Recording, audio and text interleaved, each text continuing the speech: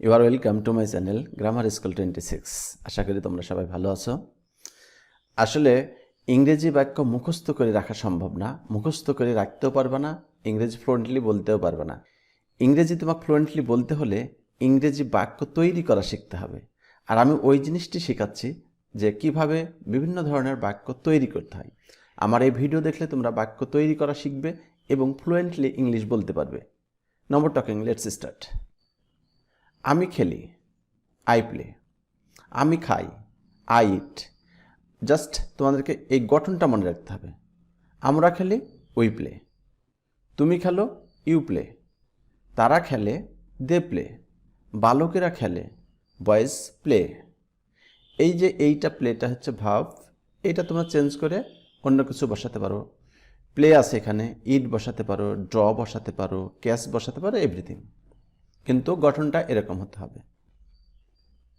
সে খেলে, he or she plays.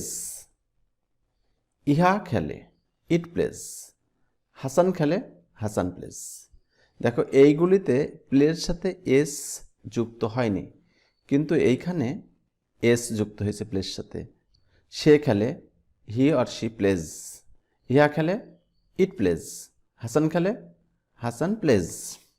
এইটার নিয়ম হলো, যখন আমাদের সাবজেক্ট এই যে হি, ইট, হাসান, তারপর এখানে আমি, আমরা, এগুলি সাবজেক্ট। হ্যাঁ, তো সাবজেক্ট যখন থার্ড পারসন সিঙ্গুলার অর্থাৎ হি, শি, ইট এবং যে কোনো সিঙ্গুলার নাম হবে, তখন আমরা ভার্বের সাথে এস বা কোনো কোনো ক্ষেত্রে ইএস যুক্ত করতে হবে। এটাই হলো নিয়ম। এখন এই এস যদি তোমরা যুক্ত না করো তাহলে বাক্যটা কিন্তু ভুল হবে। আমি ফুটবল খেলি। এবার আমরা আরেকটু বাড়িয়েছি, অর্থাৎ সাবজেক্ট ভার্ব অবজেক্ট বা এক্সটেনশন এনেছি। আমি ফুটবল খেলি, আই প্লে ফুটবল। তুমি ফুটবল খেলো, ইউ প্লে ফুটবল। তারা ফুটবল খেলে, দে প্লে ফুটবল। সে ফুটবল খেলে, he plays football. Hasan football খেলে, হাসান প্লেজ ফুটবল। দেখো এখানেও এই যে হি প্লেজ, হাসান প্লেজ।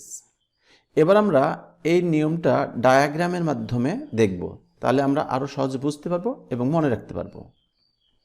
তাহলে সাবজেক্ট, ভার্ব, এক্সটেনশন।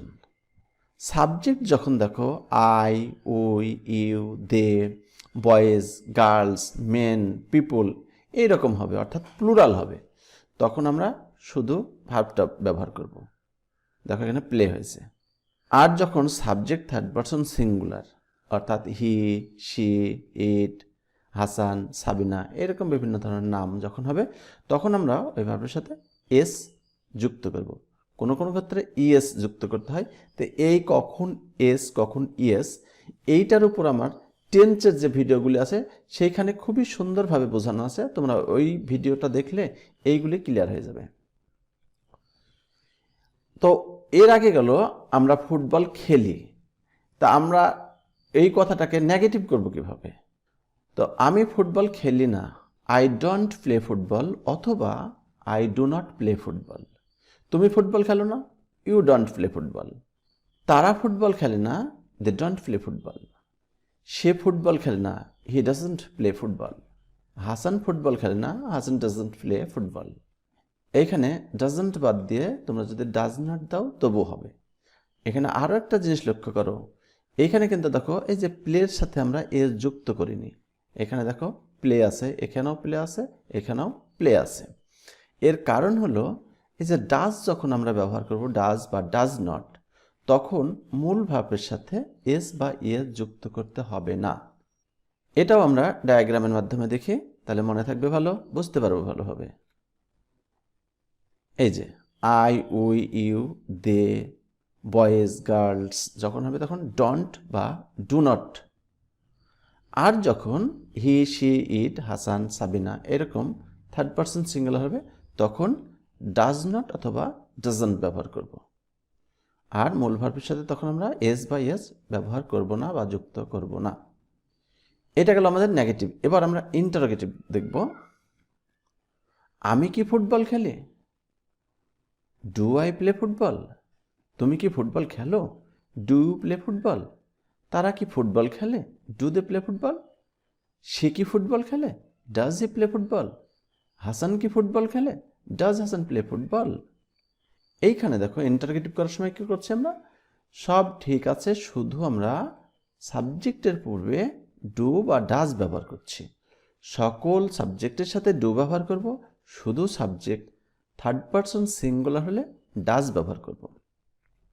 তাহলে দেখো নেগেটিভ করার সময় আমরা সাবজেক্টের পরে ডু নট বা ডন্ট, থার্ড পারসন সিঙ্গুলার হলে ডাজ নট বা ডাজন্ট ব্যবহার করছি। আর ইন্টারগেটিভ করার সময় সাবজেক্টের পূর্বে ডু অথবা ডাজ ব্যবহার করব সাবজেক্ট অনুযায়ী। এটাও আমরা ডায়াগ্রামের মাধ্যমে দেখি।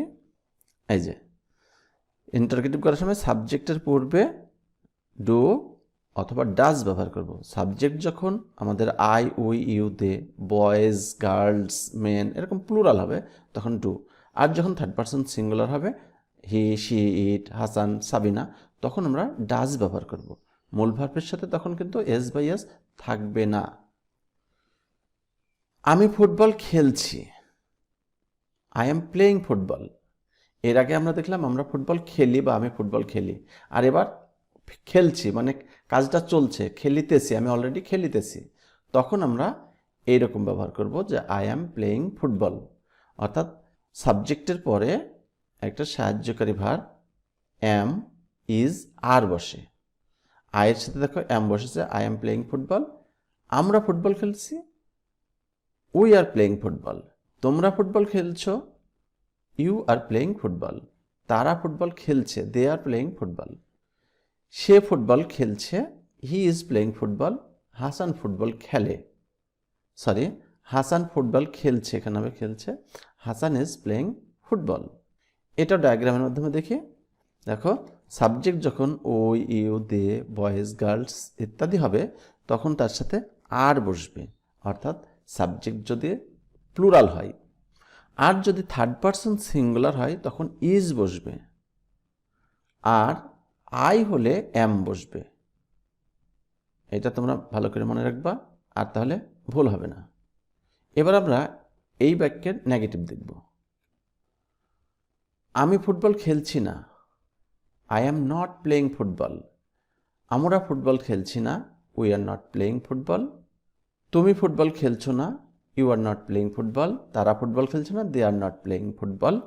অর্থাৎ নেগেটিভ করার সময় দেখো শুধু এই যে হেল্পিং ভার্ব বা অক্সিলারি ভার্বের পরে শুধু নট বসাতে হবে, তাহলে সেটা আমাদের নেগেটিভ হয়ে যাবে। খেলছি না, খাচ্ছি না, দেখছি না, যাচ্ছি না, হাঁটছি না, এইরকম বাক্য আমরা এভাবে তৈরি করব।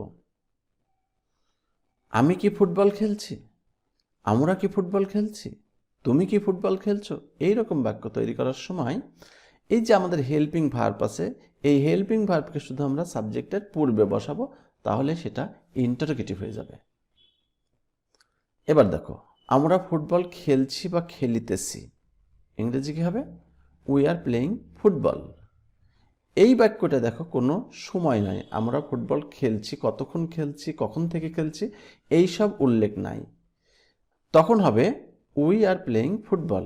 কিন্তু যদি বাক্যটা এরকম হয়, আমরা 2 ঘন্টা ধরে ফুটবল খেলছি, আমরা ফুটবল খেলছি, আর এখানে আছে আমরা 2 ঘন্টা ধরে ফুটবল খেলছি বা 2 ঘন্টা যাবত, এই ধরের জায়গায় যাবতও থাকতে পারে।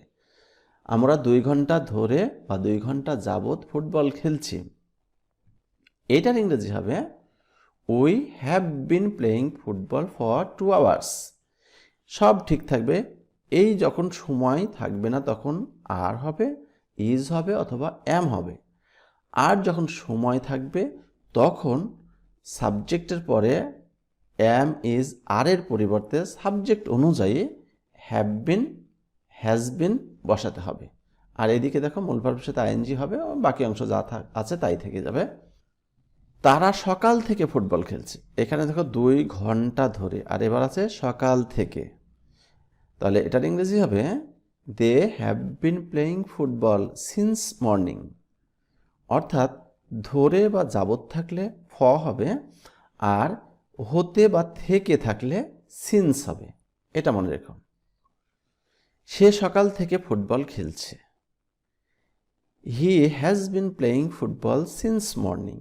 তাহলে দেখো এই হি এর সাথে কি বসেছে? হ্যাজ বসেছে, অর্থাৎ হি, শি, ইট এবং যে কোনো সিঙ্গুলার নাম হলে, সিঙ্গুলার নাউন হলে আমরা হ্যাজ বসাবো, আর অন্যান্য সবার সাথে হ্যাভ বসাবো। দেখো হ্যাভ বিন, কিন্তু এখানে হয়েছে হ্যাজ বিন। আশা করি বুঝতে পেরেছ। আর এইটা মনে রেখো, সময় না থাকলে সিম্পল কন্টিনিউয়াস, আর যদি সময় থাকে তাহলে আমরা পারফেক্ট কন্টিনিউয়াস ব্যবহার করব। আশা করি এই যে আমি স্ট্রাকচারগুলি দিলাম, এই স্ট্রাকচার অনুযায়ী তোমরা যে কোনো বাক্য এখন সুন্দরভাবে তৈরি করতে পারবা এবং বলতে পারবা, লিখতে পারবা। তো এই ভিডিওটা যদি ভালো লাগে তাহলে অবশ্যই ভিডিওটা লাইক করবা। কোনো কিছু জানার থাকলে, জিজ্ঞাসা থাকলে কমেন্ট বক্সে সেটা লিখবা, আমি উত্তর দেব। আর চ্যানেলটি সাবস্ক্রাইব করবা। সর্বোপরি সবাই ভালো থেকো, সুস্থ থেকো। আল্লাহ হাফেজ।